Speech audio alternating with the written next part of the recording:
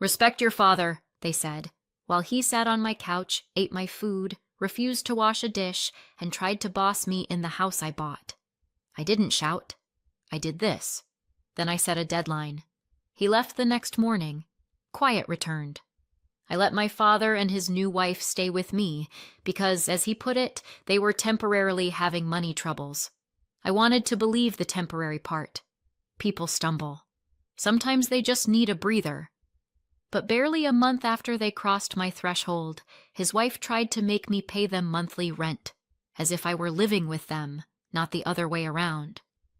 The absurdity hit a nerve the way so many absurdities have in my life with my father, starting from the very beginning.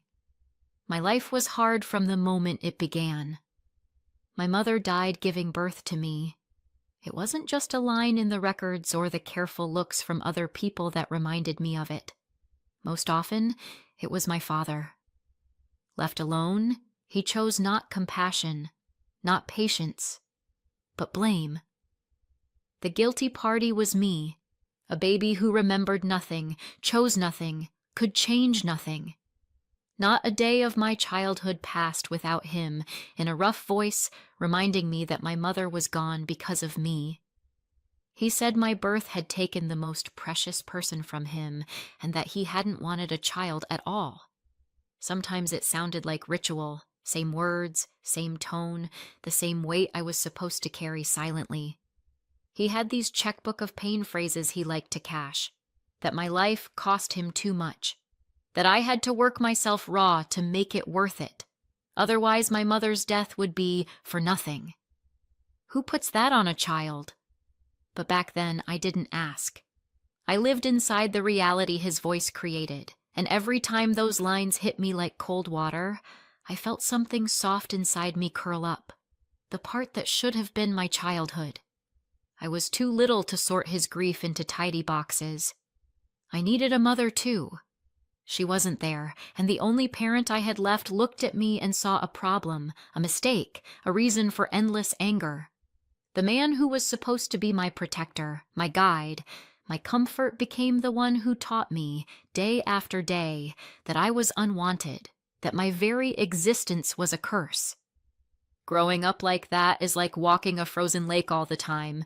Don't breathe too loudly, don't move too fast, don't ask for anything, and maybe you won't hear the familiar crack of his displeasure underneath you. I felt guilty just for existing. Sometimes, on those fragile bridges of hope, I wanted to talk to him, to say how his words hurt, to ask him to stop. But fear was a heavy palm over my mouth. The rare times I tried, he answered with more bitterness and more rage. So I learned to be quiet. Silence became armor and a prison at once, shielding me from the immediate blow, but trapping me with the echo of his voice that never stopped in my head. Other kids had parents who signed them up for clubs, cheered for wins, comforted them after losses. I had a forever refrain: be grateful you're even here. I watched other families and thought maybe that was some parallel world I didn't get a pass to. At home, I counted steps in the hallway, trying to guess his mood as he came through the door, calculating whether today I could avoid the next blast. And still, somewhere inside me, that stubborn want for his approval kept breathing. The logic of children. If I'm good enough, better than good, he'll notice, he'll soften, he'll love me. I brought home report cards and caught myself almost running towards some stamp saying I wasn't a mistake. I would lay the paper in front of him like proof that I'd earned the right to exist, to a smile, to one warm word. It was the same every time.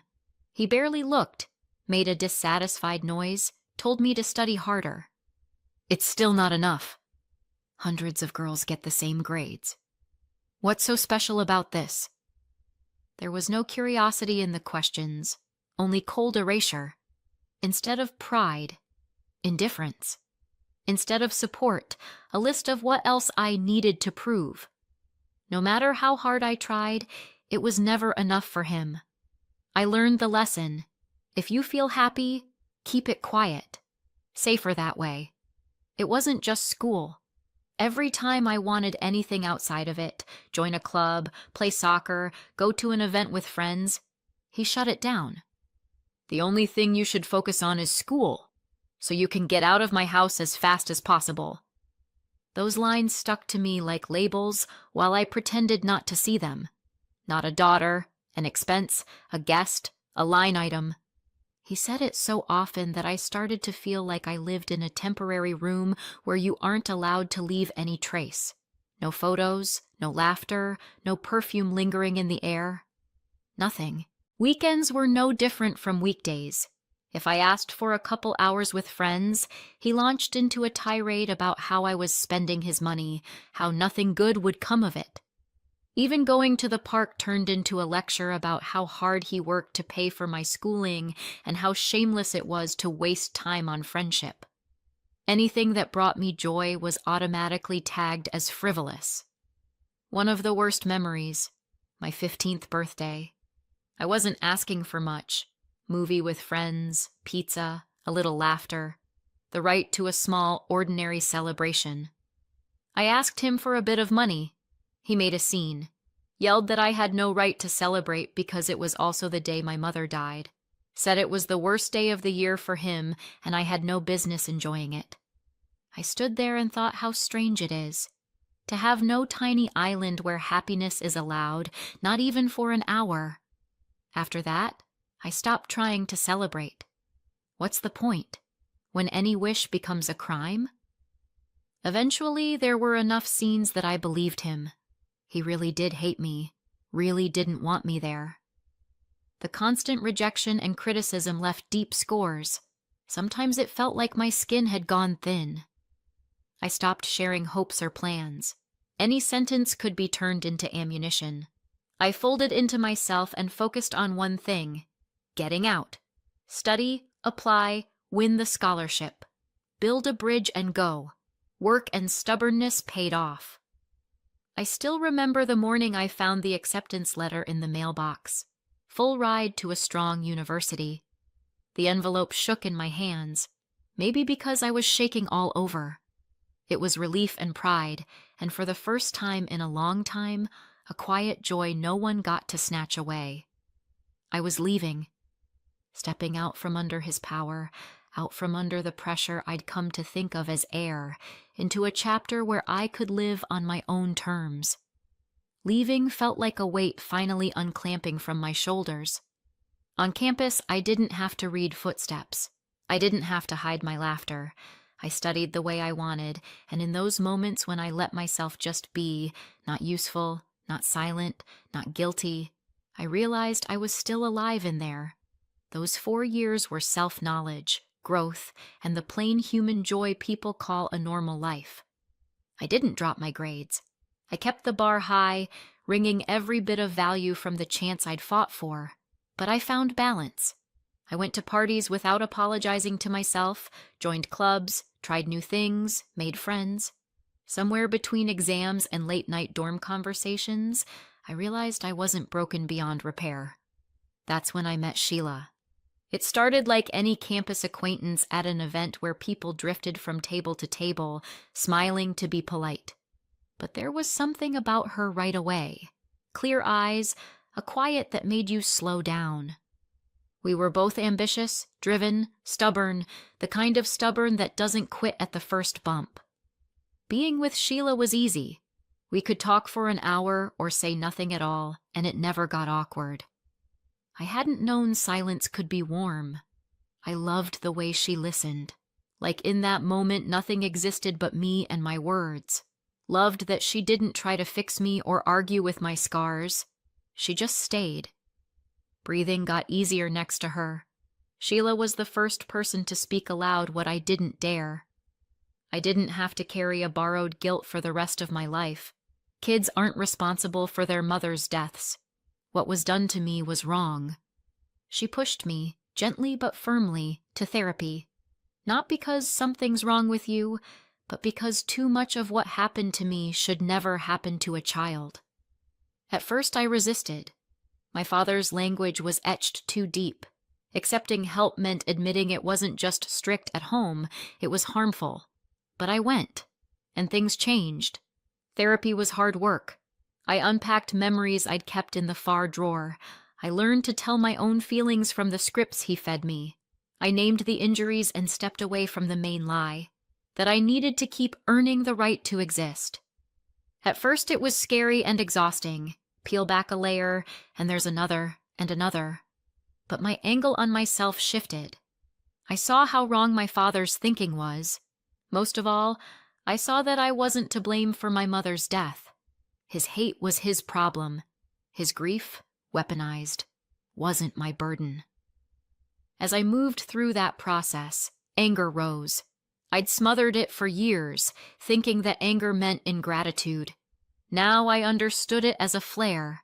A line has been crossed. I'd spent so long chasing his approval, being convenient, carrying the weight he laid on me. I decided I wasn't playing that game anymore. Our calls during that time were rare and tense.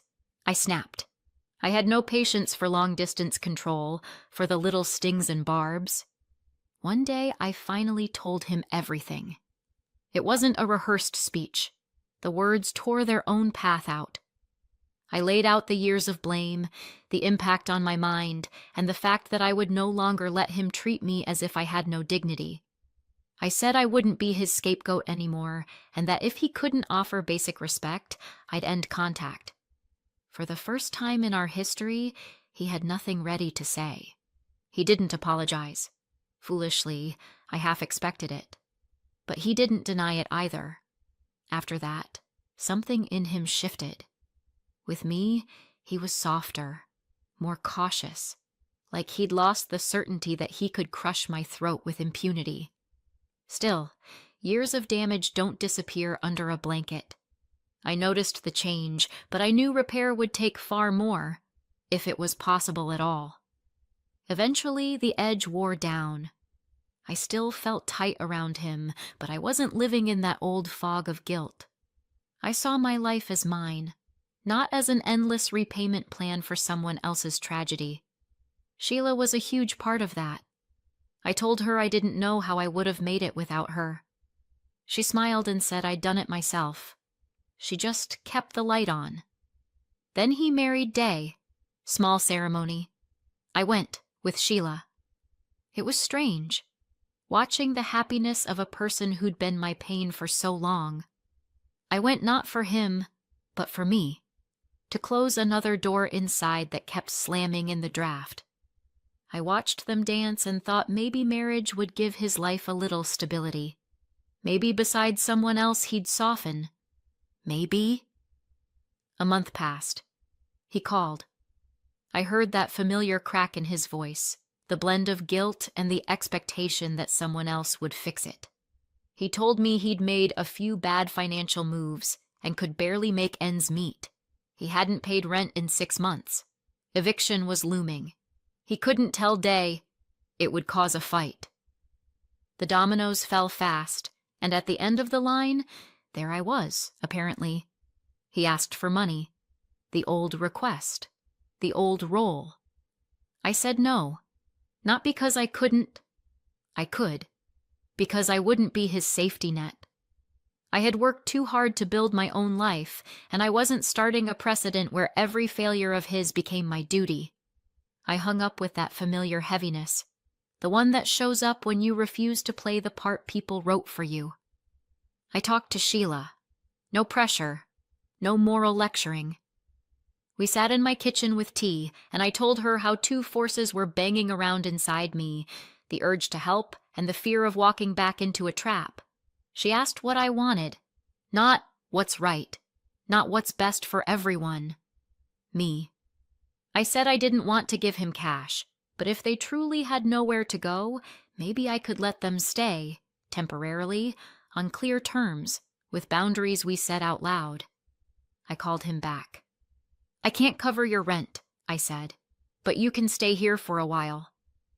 Long enough to get back on your feet, save, find a place. I lived alone in a small townhouse in the suburbs of Seattle, Washington. There was space for 2. I set the lines immediately. Temporary means temporary. This won't turn into forever. I expect real steps toward moving out fast. No, we'll see. No vague promises, just specifics. He took time to think I knew that tone, like he would be the one making the decision, when really I already had. He called back and said yes. I heard relief in his voice mixed with something I tried not to analyze. Am I hearing manipulation where I want to hear gratitude? I told him I'd get the guest room ready, that I'd meet them Tuesday evening, that the sheet with the house rules was on the kitchen table. I even printed it out, the paper itself a reminder that my boundaries were not requests. They were conditions. When I hung up, I sat a long time in the quiet. Outside, the sky was thick with early dark. Neighbors' windows blinked awake. The house I built for myself, with my hours, my work, my sleepless nights, was about to be shelter for the people who once didn't give me any. It felt like a paradox and a test, but I knew this time I was walking into it different, with a voice, with borders, with people who would hold my hand when I second-guessed. Most of all, with the right to say no if anyone tried to rewrite the rules of my home to suit themselves. 2 weeks later they moved in, my father and Day, and I made up the guest room for them. The first month was an adjustment for all of us. Years had passed since we'd lived under the same roof, and we were different people now. I wasn't the teenager who swallowed his criticism in silence anymore. I was a grown woman with my own life, my own house, my own rules. The house, mine. The mortgage and the repairs, mine. The peace, mine too. And in that peace there was no room left for someone else's commands. His old habits showed themselves fast, the second the novelty wore off. He started commenting on how I lived as if nothing had changed. The housework, the order of things, my daily routine, the way I stored groceries and arranged shelves. He always had something to say. Advice that sounded like orders. Corrections to things that didn't need fixing. Little remarks tossed out as if the space were his and the rules were his. This time, I wouldn't let his tone or his words drag me back to the past. Each time he slipped into criticism or tried to control me, I drew a line and asked him to stop. I made it clear, my decisions are not his jurisdiction, especially while he's living under my roof. I wasn't rude. I was firm. I wasn't going back to the old roles. They didn't like it. Twice she told me I should respect my father, that I ought to remember what he sacrificed for me. I just shook my head. She didn't know half of what he put me through. I respected the fact of family, but I was not about to let him wipe his feet on me again. And still, I didn't think it was my job to tell Day the whole story of my childhood. I left her comments unanswered, hoping we'd find a way to coexist without extra fights if we simply kept to our lanes. They would focus on finding a new apartment and on work. I would focus on my schedule and my calm. One evening, after a brutal day at work, I came home and found them in the living room, TV blaring, crumbs on the coffee table, soda cans, takeout containers, couch pillows pushed aside, throw blanket on the rug. In the kitchen, an unmissable tower of dirty dishes. I reminded him it was his cleaning day and asked why nothing had been done. He answered in that precise tone that used to lock up my jaw. "You're a grown woman I raised by myself after your mother died. Shame on you for asking me to do chores. Wash the dishes yourself." It was like a jolt, but I answered immediately, without a beat and without apologizing. "Do you know what's actually shameful?" Sitting on my couch, in my house, eating my food, watching my TV and trying to boss me around, after you begged me to take you in for free. You and your wife haven't done a thing to help here. If you don't want to wash the dishes, you can pack your things and leave. Tonight. He just stared, stunned. Thick silence flooded the room. I could hear the clock ticking. For a second I thought he really would stand up and go, but I knew he had nowhere to go. I turned away and walked into the kitchen. A cabinet door banged shut louder than I meant it to. My heart was hammering with anger and disappointment. But this time, the anger wasn't burning me up from the inside. It stood like a wall, even and cold. In the morning, only Day was in the kitchen. He had left early. She asked to talk. I sat down across from her, not expecting much, just ready to be clear. Calm, businesslike, she said my father had been deeply hurt by what I'd said, and that I had no right to speak to him that way, considering how much money he spent to help you buy this house. My breath caught. That was a straight lie. I'd saved for this place myself, step by step. I asked her to clarify what exactly she meant. She said he'd told her he used some of his savings to help me with the purchase. I let out a short, disbelieving laugh. The story was that absurd. Before I could answer, Day went on. Since he had helped, I ought to show gratitude and repay part of the money by paying them rent for living in my home. After all, this is your father's house too, she added, like stamping a period onto a debate we weren't actually having. I explained, calmly and in detail, that I'm the sole owner of the house, that my father didn't put in a single cent, and that he could barely cover his own rent. How else did he end up here? I watched confusion and anger flicker across Day's face. Not anger at me, but at a situation she'd been sold as truth. He really never helped? She asked. I answered just as plainly. That ended the conversation. That same day she packed her things and left. I didn't stop her. Her choice wasn't mine to manage, and I wasn't going to referee their marriage. That evening, when he came home and saw her things gone, he called Day. When he learned I'd told her the truth about the house, he turned on me with accusations. I should have held my tongue. I had made his wife feel awkward. I had interfered. I had made him feel worthless next to me. In his logic, I was the guilty one, for refusing to back his lie. I reminded him I'd taken them in to help, not to become the last link in someone else's chain of manipulation. I said it again. I don't owe him anything, and the choices that led him here are his responsibility. He didn't listen. He demanded that I call Day, apologize, and fix the situation, meaning confirm his fiction about helping with the house. I refused. I was exhausted by the constant spin and blame. I told him, steady and firm, that I couldn't stand his presence in my home any longer. The constant arguments were taking a toll on my mental health. He needed to pack and move out tomorrow.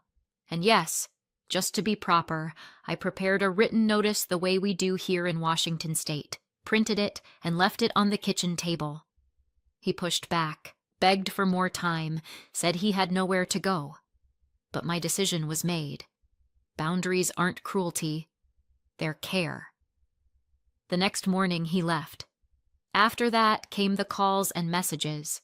He wrote and called to say I had ruined his life and his marriage, that Day refused to speak to him, that a good daughter would never kick out her parents. Every message tried to drag me into the old role where I was guilty by default. I didn't reply. Day by day, the quiet inside me got steadier while the calls got more insistent. In the end, I blocked him, phone, apps, email. 3 minutes work that saved me months of my future. The first days I just lived. I came home at night to a house without other people's footsteps, voices, or demands. The kitchen smelled like morning coffee again, not reproach. The living room stopped being the place where a TV turned itself up to full volume. I stood still for long stretches, listened to the coffee machine purr, and thought how strange it is that the biggest changes aren't always the loud decisions, but the small daily agreements with yourself that you are allowed to have peace. Sheila could see me exhale, and she didn't rush me to move on. She just stayed. We walked along the water. The suburbs of Seattle smell like salt and wet wood at night, and we talked about nothing. When I went quiet, she asked one question. "How are you?" That how didn't ask for a report. It offered a handhold. My answers changed. Fine. All kinds of ways. Free. Slowly, free stopped sounding like some borrowed word and started sounding like mine. Then a simple, quiet thought showed up on an ordinary morning. Maybe Day genuinely hadn't known. Her outrage that day hadn't felt like mean sport. It felt like a person arguing for what she thought was fair, off bad information. I decided to reach out, not to get back at my father or to expose anyone, but to put a period at the end of my part of the story. If someone has to choose, let them choose with the facts. We met at a small cafe near my house. Gray sky, fogged window glass, cups ringing softly. Day looked tired and guarded, but not hostile. We talked. I told her what she hadn't known, how he shifted guilt onto me for years, how joy was forbidden, how any attempt to be myself became a pretext for blame. I told her the house came from my work, my discipline, and some luck, not from his financial sacrifice. I explained why I won't let anyone, not even him, set the terms in my home. She listened carefully, asked a few questions, gentle ones, like someone seeing the full picture for the first time. Then she said it. My father had a long-running gambling problem. He'd lost almost everything. She'd kept quiet because he was ashamed and asked her to. When he suggested moving in with me, she was against it. It made her uncomfortable. So he lied, said he had helped financially with my house, so the move would feel less humiliating, like parents staying with a daughter rather than people who'd run out of options. Hearing from me that his help was invented, start to finish left her feeling duped. She said she was ashamed of having demanded rent from me that day in the kitchen. I told her it wasn't her fault, that the responsibility was his and his lies. She nodded once, a small nod without theatrics. We parted without promises, just with the understanding that now each of us could see what was actually there. She said she'd take a pause in the relationship with him to think it over. I didn't feel vindicated, just a tiredness that finally loosened. 3 months went by. Sometimes letters arrived from strange addresses, short and injured. Sometimes blocked numbers called and said nothing. I didn't reply and I didn't call back. I used to think a break would be a slammed door. Turns out, it's silence. In that silence, I learned again to wake without dread, to work without bracing for punishment, to laugh without checking myself. I went back to the things I'd dropped because of the chronic fatigue of endless conflict, sketching in the evenings, running by the water, rereading favorite books. A new list went up on the fridge, not what I must, but what I want. On the nights when the old echo voices tried to return, Sheila held my hand and said, "You did the right thing. You chose yourself." Not a slogan, just the truth. I chose myself, my house, my rules, my life. And now the house is quiet again. There's a weekly plan on the kitchen table, dishes stacked neatly in the cupboards, a throw on the sofa. I pull around my shoulders as I watch the neighbors' lights. This order isn't about hardness, it's about choice. I choose to live like this. Sometimes I think about how easily we mix up words like respect and submission, family and obligation, help and control. I used to give more than I had, just to fit someone else's script. Now I know the worth of my time, my nerves, my quiet. I know love isn't permission to trample boundaries, and boundaries aren't proof of a lack of love. No one, not even the person who's been there since the day you were born, gets to turn your life into a stage for their unhealed wounds.